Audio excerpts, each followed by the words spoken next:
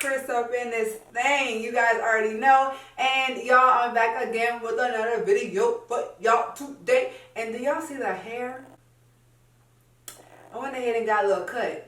No, I'm just kidding. I'm just kidding. I did not get a cut. This is from that 3-strand twist out. It's like 2 days later. And the hair just like shrunk so much. But I actually liked it. Like I was actually going to stretch it for this video because y'all know I love stretched hair. But since it was so short, I was like, wait, this is actually like a little vibe. So I just decided to go ahead and keep it short because I just thought that it was really, really cute this way. So I said, why not just do something a little different instead of always stretching my hair? Let's embrace it being shrunken on up. So that's exactly what I did. And y'all, I think it's so cute. Like, look how cute this is. So if you are new to your girl's channel, welcome, okay? Bienvenidos. Welcome to your girl's channel. I'm so happy to have you here. Throughout the duration of this video, I'm going to need for you to do one thing, and that is to smash that button down below. Smash that button down below. Go ahead and hit like you mean it and join the CurlieCrys fam because we would love to have you here, and that's on period.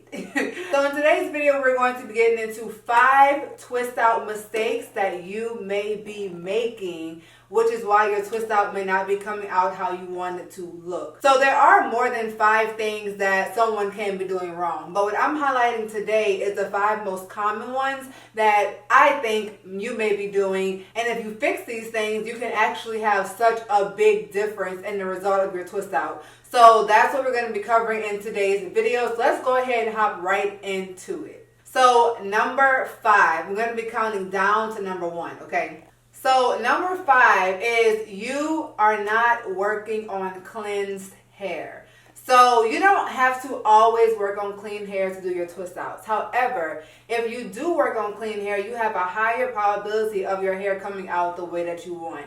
Because whenever you're working on dirty hair, you already have a base that's from your previous hairstyle, so you're going to basically be building more product onto that. And sometimes what you're left with is overly moisturized hair or very limp hair. You don't get the kind of volume or fluff that you want.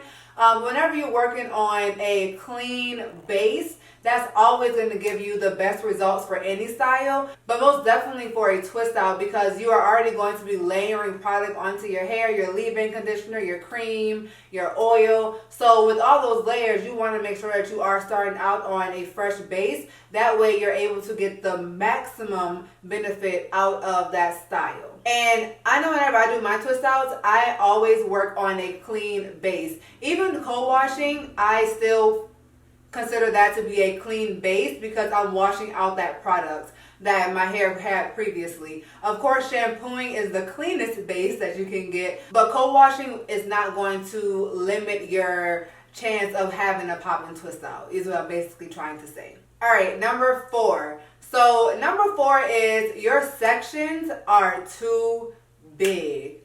Guys, like the less hair that you have on your head, the smaller amount of sections you want to do. Even if you have a lot of hair in your head, I never recommend doing large sections because that's called a chunky twist out. And the larger that you go with the twist, the less defined that your hair will be. So the more twists that you do on your hair, the better definition you're going to have. The less twists you do on your hair, the chunkier the twists are going to be, which means less definition. And the reason that is because whenever you're doing like a big section of hair, you're doing that same pattern, but you're including more hair. So that's going to limit the amount of definition that you could have had. Whereas if you're doing a smaller section with that same pattern, that piece has the opportunity to be defined more because there's not as many pieces in that section. So that's going to increase the amount of definition that you get. Which is why whenever you guys see me do my twist outs, I honestly never do chunky twist outs because I don't want the chunky twist out look unless I'm really going for that. But I typically never go for that because my chunky twist outs only last like 3 days because I'm not satisfied with the definition.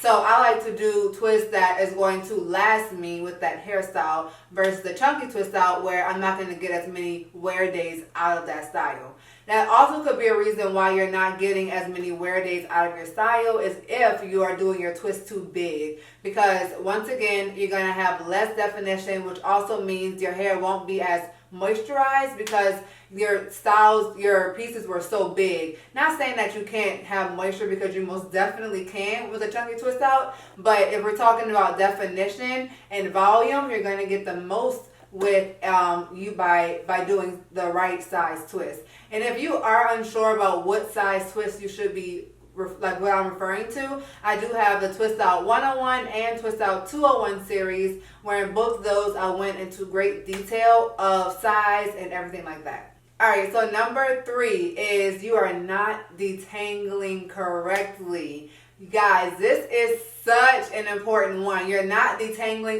enough as well. Whenever you're installing a twist out, you have to make sure that your hair is detangled. Think about it. If you're doing it, honestly, that's with any style, but if you're doing a twist out where you're twisting 2 pieces of hair together, if that is not detangled properly, then when you go to take that out, you're going to run into so many knots and tangles that's in your hair, and that's really going to cause you to have frizz. So whenever you have any type of friction, that is going to equal to frizz. So whenever you're installing your twist, you want to make sure that you detangle before even installing the twist. Make sure that entire section is detangled. And what I do is I split my hair into 4 sections, and then I split that into like all the twists that I'm going to be doing. But each one of those I am detangling before. So I'm not detangling the whole section and then splitting off my twist. I'm splitting off that twist first out of that big section, detangling that, and then I'm twisting. And once I get halfway down that twist, I detangle again each piece individually to make sure that it is fully detangled. You don't want to do anything where there's still tangles. If you feel a tangle, you want to get that brush and detangle your hair. Also, with detangling, I only recommend to detangle with a brush whenever you're installing your twist, because you want to clump the curls. Whenever you're using the comb, if you're using the comb to like detangle your hair, you're basically going to be separating those curls, and that's what a comb does. It separates, you know, the hair from not being together. But a brush will still detangle, but also define and clump the curls. So I have 2 brushes that I like to use the most, and that's my Dollar Tree one and my Pattern Beauty one. And also the Denman's pretty good for this process. I just don't recommend the Denman for detangling in the shower or any of those brushes that I just now talked about. I only recommend the Felicia Leatherwood in the shower. That's just my recommendation, because I feel like I can detangle the best with that. Whereas the other brushes, they make my detangling process a tad bit more harder, but it works really, really good with defining and working in smaller sections. And if you don't know what my Dollar Tree brush is, I do have my entire Dollar Tree wash day video, so you can go check that out and see the name of that brush and everything. So also with not detangling correctly, whenever you go to separate into smaller pieces, that's going to cause frizz. And then that's how you get a lot of frizziness, that like a lot of unwanted frizz. And that in turn doesn't allow your hairstyle to last a long period of time. So you basically want to like maximize on definition when you're taking those twists out, and allow the frizz to come as the days pass. You feel me? Alright, so number 2 is you have not developed your technique yet. If you do not have a twist out technique, then that is most definitely the reason why your twist out is not coming out how you want them to. The technique is very, very important.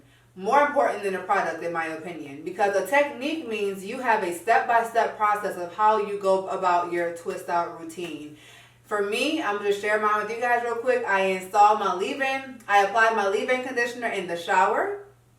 And the reason why I do that is because it allows my hair to absorb that leave-in conditioner, and the moisture lasts longer in my hair. So I applied my leave-in conditioner in the shower, put my hair into 4 sections, like 4 knots. That way I'm trapping all of that moisture in. If you want to take it a step further, put a plastic cap or a plastic bag over your head until you're ready to style. That is going to lock that moisture in, setting a bomb base, a bomb foundation for your twist out. Like, that is numero uno for popping twist out, popping hairstyle, in my opinion, and getting moisture to last. Applying that leave-in conditioner in the shower in sections with warm water, and then putting that hair into 4 little knots until you're ready to style. And then that is going to allow that product to seep and lock into your hair strands.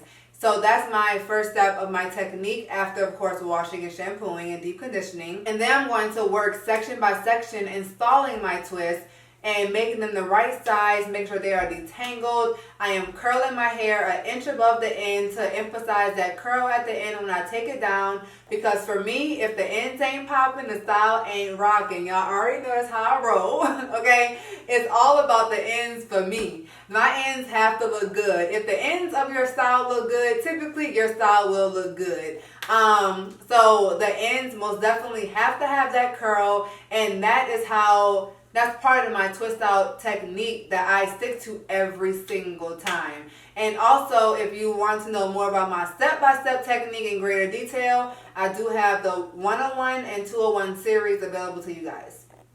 So with the technique, something else that I'm very, very particular with is the takedown process. That is super important. That a lot of people, they succeed in installing the twist. Like they're like, oh sis, I got that. But the part that most people struggle with is the takedown process. Taking those twists out and separating them is where a lot of people encounter all of that frizz. And part of that is because you're not being patient, and the other part is because of the reasons that I had already explained previously. Oh yeah, and let's not forget about practice. You gotta practice, because without that, how you gonna succeed if you don't practice? Alright, and number one, is after you have cultivated your technique, you are not using the right products for you. Now, you all know I preach about how technique is way more important than products. However, product matters. I'm not just saying you can have a technique and use water and your twist out gonna come out popping. Even though mine did look a little decent when I did that, but it ain't the best, okay? That's not what I'm saying. What I'm saying is, if you're going to cultivate a good technique, make sure that you also using the correct products.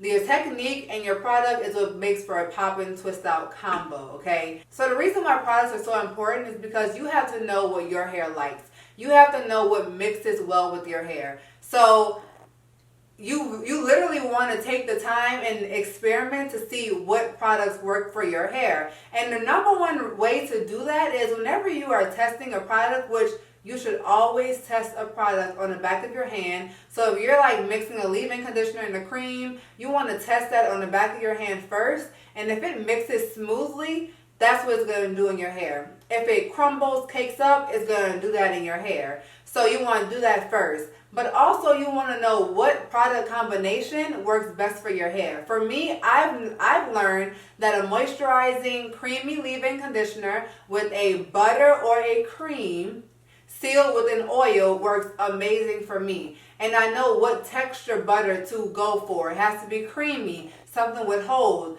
And same thing for a cream. Once you know that realm of what works for your hair, you got it down pat. That's really all you need. And then you are now more cognizant of which products to lean towards in the store, or whenever you're purchasing, you can literally look at an ingredient or look at the texture, and not saying you're going to be spot on every time, but you know more of that realm of where you fall. And that also varies deeply on your texture, your porosity, your density of your hair. That is going to tell you what type of product you should be using. I also have some videos going more in detail about your porosity and your density, and using those to cultivate some more knowledge on what products and routine you should be using. So I'll either tag that or leave it down below. But that is my top 5 twist out mistakes that so many people make. And y'all, I'm telling you, if you are patient with your hair, you practice, that really will get you the type of result that you are looking for. And I really want to emphasize practice, because you're not going to get it the first time around. Even if you have your technique, like you know what technique you want to follow and your products, you're still not going to get that the first time around. That's something that you have to continually do, and then you start to see the result, because each time you're getting better, okay? So those are my tips. Let me know in the comment section down below if these have helped you, or if these will help you, or if you plan on implementing them. I want to hear from you guys. I really do hope that this video helped someone out there, and if it did, go ahead and give this video a thumbs up and join the CurlieCrys fam, okay? Because we need you here, and we would love to have you. So thank you guys so much for tuning in. I love y'all. Y'all are appreciated. And I'm going to see you guys in my next video. Peace.